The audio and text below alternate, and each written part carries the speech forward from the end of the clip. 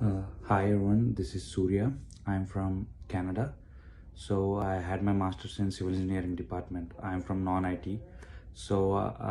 I've seen like a lot of my friends have been pushing me to get into IT to find a better career opportunities.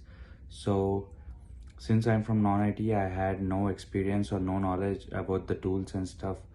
A friend of mine has suggested me to reach out to Piyush so that I could gain some knowledge to attend the interviews and crack a job.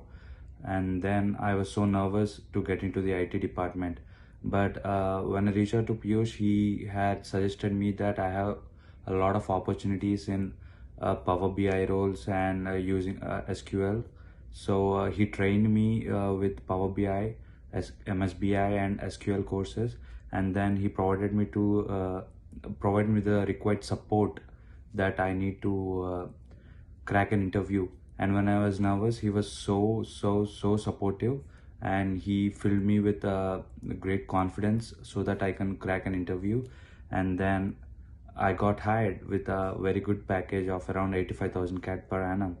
I was so thankful to Piyush that he provided me with this great support. And thank you so much for this opportunity. Thank you, Piyush.